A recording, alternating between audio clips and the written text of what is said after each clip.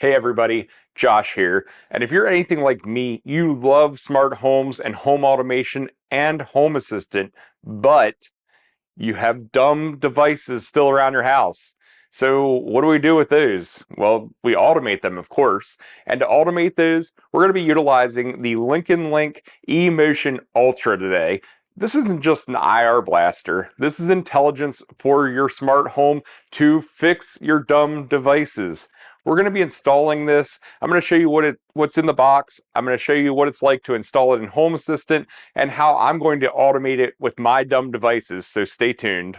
Welcome back to Josh's Smart Home. If you're new here, I've been building out my smart home for about 10 years now, and I want to share with you what I've learned along the way to make your home smarter. And I just want to give a special thanks to LinkNLink for providing this, but they're not monitoring anything I say, and everything is my fair and honest opinion. So let's open this thing up and see what's inside the box. First, we have the device, and it's a little puck shape with the cover on it here. Let's see if we can get a good sound this time.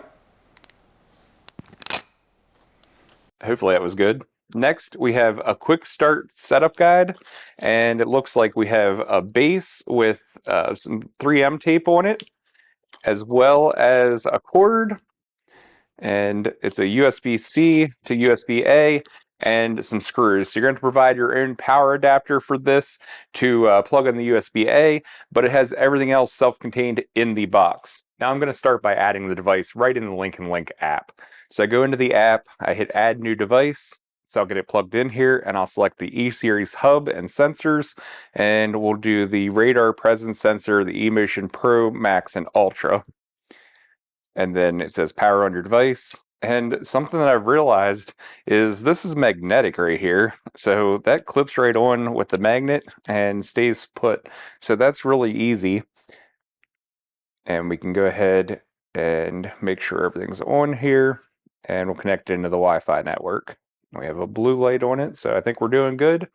Should have everything set up here in just a moment. And we'll have to update the firmware here. And just like that, we're easily able to set it up. We have the presence sensor, the brightness, and the temperature and humidity sensor. So really it's all encompassing here. Now I'm going to go ahead and add the mini split. So I'm going to add the appliance and add for Home Assistant. And this is Mitsubishi, so let's see if we can find this. And I was able to program my mini split that's dumb directly into the IR blaster. So I can have it on and I can hit the off button and it immediately turns off and can handle the mini split. So pretty cool that I don't have to do anything else. I can just program it right in the app and have it available.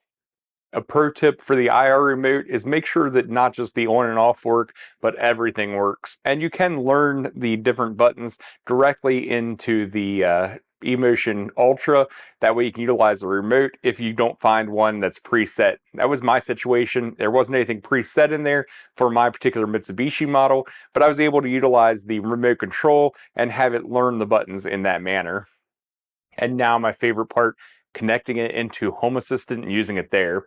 First, you start with the eMotion Ultra's LinkNLink app, and you go into the device, and you go into MQTT connection, and you enter the information, and you save it. And this is based on the MQTT, the Mosquito, that you have for your Home Assistant.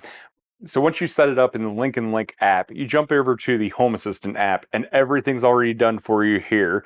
So you have the two devices we set up, the air conditioner as well as the eMotion Ultra. And this thing has 38 entities. So you can see how many people it's counting, the presence, the brightness, the humidity. We have persons in fence zones, so if you set up different zones and different targets, you can see speeds and everything in here. So again, we have the zones down here at the bottom, and I didn't configure those yet, so they're unavailable currently, as well as different configurations for the brightness and axis and all kinds of things in here. So pretty neat setup, and from here, we can automate. So I'm going to start the automation here, and we're going to use this as a device trigger. This device is a trigger, and we're going to say when it stops detecting motion. So stop detecting motion, and we want any presence, stop detecting motion. And we're going to say for 5 minutes. And when it does that, then what we want it to do is maybe we'll do the air conditioner. So we select the air conditioner, and we can turn it off. So once there's no motion for 5 minutes, we can turn the air conditioner off so that we know that if there's no presence in here, that it doesn't have to run. And probably 5 minutes is a little bit short. Maybe you want to do a half hour or an hour, because that gives you time to use the restroom, grab some food, whatever it may be, and come back in. 5 minutes is a little bit short there, depending on what you're doing. So maybe set it as an hour, and then you can have it automatically, unilaterally, and locally turn off your HVAC based on the fact that nobody is in the theater.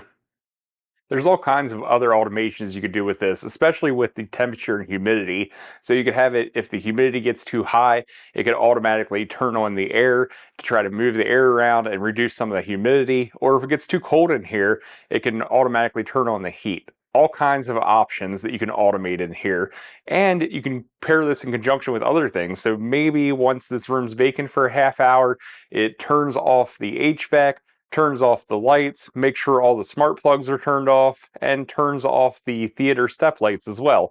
Your imagination is really the only limitation on how you can utilize the LinkNLink eMotion Ultra. Let me know in the comments section below how you think it would be best to be utilizing the LinkNLink eMotion Ultra, and make sure you like and subscribe so you don't miss future videos. I'll see you in the next one.